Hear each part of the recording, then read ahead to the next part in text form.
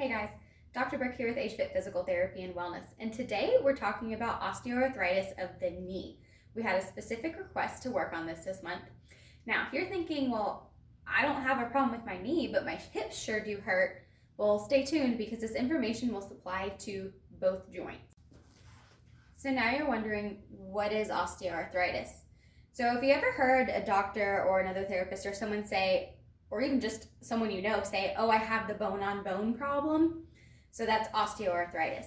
Now that doesn't necessarily mean that you are actually bone on bone. What it means is that you have a systemic inflammation that has gotten into the joints, and it is caused by the wear and tear of our joints and repetitive constant use over time, where our cartilage is kind of degrading down, and so we don't have the same support that we had. Now, if it is truly severe enough, if you have gone so far down the arthritis trail that you are actually bone on bone, you're probably looking at a joint replacement pretty soon. But that is not everyone. Not everyone who has OA is bone on bone. There are mild and moderate symptoms, and it may just be the beginnings of that degeneration and that inflammatory response. And so now you're wondering, well, how do I get it or how do I prevent it? So again, arthritis is a repetitive chronic use of a joint, and you are not guaranteed to get arthritis just because you are a human being and you've been walking around. But 1 in 4 Americans, actually I think it's 1 in 4 in the whole population, actually do experience arthritis at some severity. And it is something that we can do our best to help and prevent. And while we may not be able to prevent everything because there is also a genetic component to it that we really don't have full control over, there are a lot of things we can do from a point of physical activity, exercise, and diet to help reduce that inflammatory response and prevent us from either getting or progressing that arthritis. So today, we're gonna go over 2, I'm gonna call them phases for lack of a better terminology. So the first phase is because for all those who are behind the camera saying, but I'm already in pain and I can't move, so what do I do? That's gonna be phase 1. Phase 2 is going to be, we've made it past phase 1 and now we're trying to do some basic strengthening.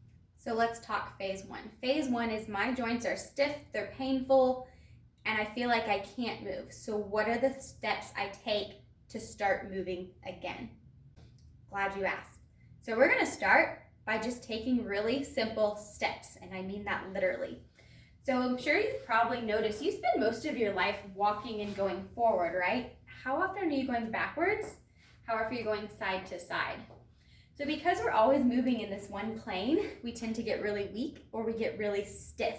So the first thing we're gonna try and do is break out of that singular plane and start working our muscles into other places so that we can start breaking up the stiffness and that pain a little bit. So step 1, we're gonna go to our countertop, a tabletop, or something that you might just wanna hold on for comfort and for balance. And as I said earlier, we're so used to moving in this plane. So we're gonna start by just taking little steps back. Let's take maybe 3 to 5 steps back. We're just working on moving our hips backwards. We haven't done that in a while. Okay? And now we need to go side to side. So you can face your tabletop, countertop, whatever you have if it's more comfortable.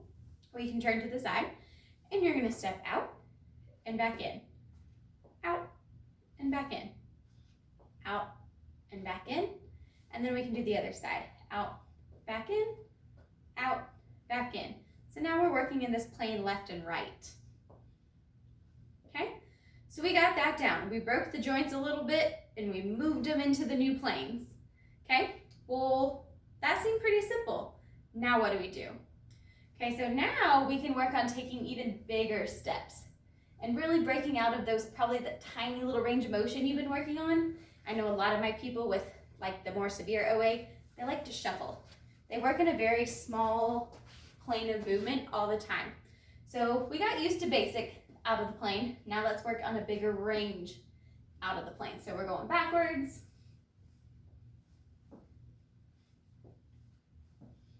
And we're gonna do big side steps.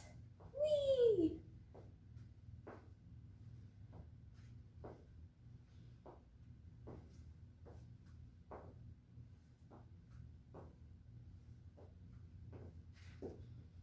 And there we have it. We've started with phase 1 and we've got things moving. Now, if you're thinking, will that help my hips, help my knees? What about my ankles? So you can sit down to do this, but we're just gonna take the ankles and we're gonna do little circles. Give them little circles, let them move. Again, they're used to working in this plane, so let's do circles.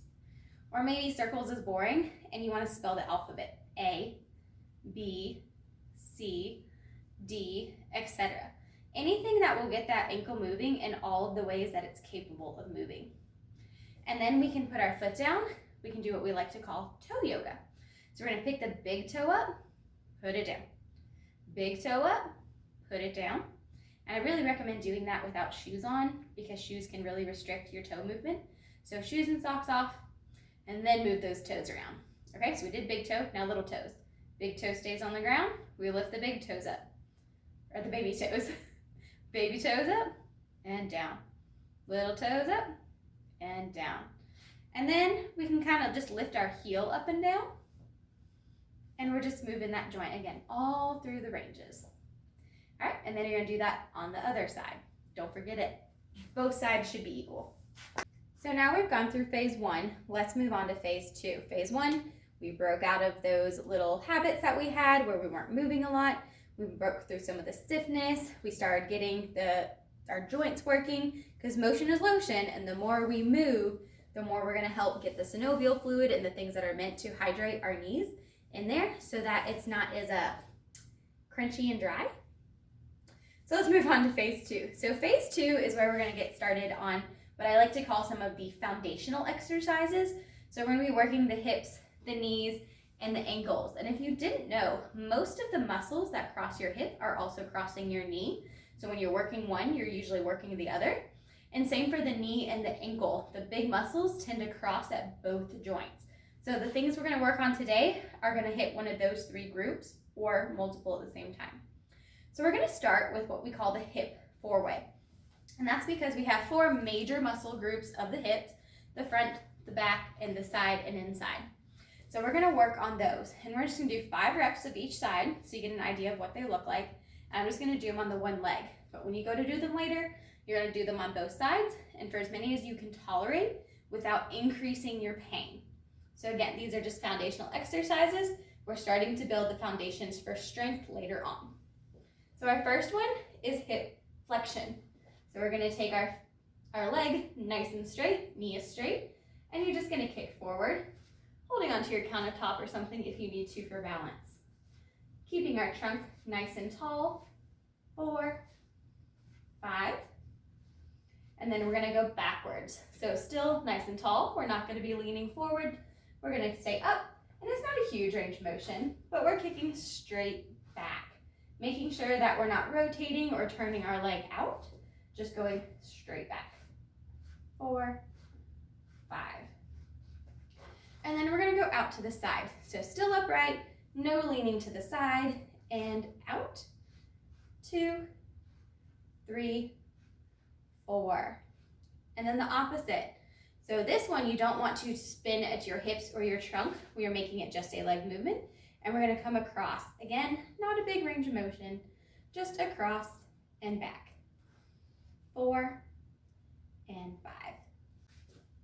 So now when we went forward, we worked some of those general muscles that work at the hip and the knee. But now we want to target some of those deep hip flexors so we have a little more stability at our hip, and that'll help both the hip and the knee. So we're gonna march and we're gonna lift that knee up as high as we can, trying to get those deep hip flexors kicked in and working really good. 4 and 5, and then we would do the other side. And then we're going to do the knees and the ankles. So we're gonna work on heel raises. So you're gonna face your countertop or whatever you're using for balance, and you're just gonna come up on your toes. This is where you get to live your best ballerina life. No offense to those who are actually ballerinas and can do this far easier all the way to their toes. Just up and down, 4 and 5. Good. And last but not least is going to be our sit to stands. So a lot of my patients, especially for their first or second, like the first few visits really, if they're not confident in their movement, if they have a lot of pain and inflammation, we will start with a lot of these exercises. They're the foundations for the reason. It's just to get us up and moving. So if you've been a client of mine, you may recognize a lot of these if you came to me for arthritis pain. All right, so said we're gonna move on to sit to stands. So you're gonna find a chair or a stool or something firm that's not gonna roll away from you. Realizing how far away that was from the camera. And you're gonna sit, cross your arms, and we're going to stand and sit.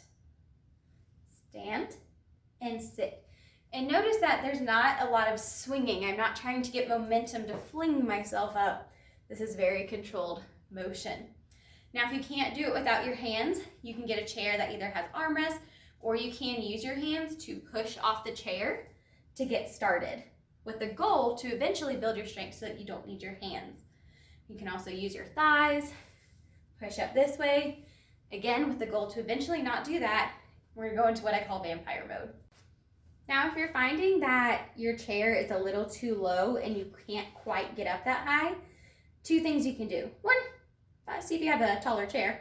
Two, you can put a pad or a cushion or a pillow or something in the chair to make it a few inches taller. And so if you need to go a little taller, maybe this is as far as you can go, then get your chair to that height or find something that height and start working on your sit to stands from that range that you can work in that's fairly pain-free or totally pain-free. That would be great. And then over time, you're gonna pull those pillows out, pull those pads out until we're getting all the way down and back up. So those were our phase 1 and phase 2 exercises to start helping you with your arthritis of the knee or the hip. We hope that those have been helpful, but know that every person is individual, and to get a real true individualized plan of care, you should see your local physical therapist, because they can look at exactly what your balance issues are, your strength issues are, your range of motion limitations, and they can make a very specific plan for you. So these are just basic foundations. They apply to a lot of people, but if they don't apply to you, I highly encourage you to seek out a professional to help you make a specific plan. I hope y'all have a great day. We'll see you in the next one.